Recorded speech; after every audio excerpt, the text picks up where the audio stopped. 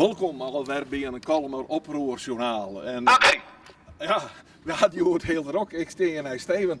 Wat hebben je gehoord met deze Steven? Nou, wij maken nu filmopnames die alle keer in de vaststelling te laten komen. Als het goed is. Hoe Dus- maakt dat dan zien? Ja, ik kijk net de volle oor verklappen natuurlijk, maar we willen maar Siep in de weer. Die in een heel kek autootje, toch kolm riet. Nou ja, riet, scheurt. En die komt hier op het Maartensplein komt hij hier aan. En dat is eigenlijk het begin van de vaststelling. Heb ik drie... Sure. Nou, soms giet het al een keer gewoon terug. Mooi hè? Ja.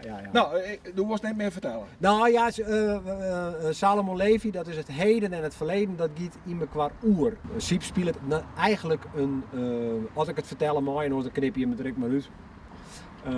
Siep is eigenlijk een nazaat van Salomon Levi en die heet ik Levi. Nou, dank u wel voor dit gesprek. Hey. Ik sta even bij Siep. Je gaat al een paar met Steven. En nou, Siep, heel veel mensen vragen, voor waar is het steek eigenlijk? Nou, ik doe de hoed even aan. Ja. Dat praat het beter. Ja, zo Maar kijk ik, dit steek is eigenlijk voor iedereen. Die gaat uit verliezen, hè? 1794, 1797, dat dit al je gebeurd is. Maar het gaat ook over de toekomst. Wij als mensen staan en wij vaststaan. Als Friezen, maar ook in de wereld. Dus het is eigenlijk van het zien tot 100 zien. Leeft het al een beetje bij die?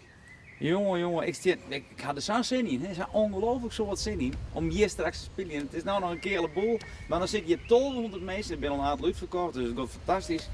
De decor van de kerk en daarvoor al je actie. Dus ja, het leeft enorm bij mij. Gaan we al een proefoefenen met z'n allen?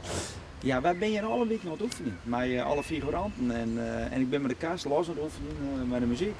En we zijn opnames aan het maken zoals je hoort met deze auto. Shots die we broeken, het is de vaststelling.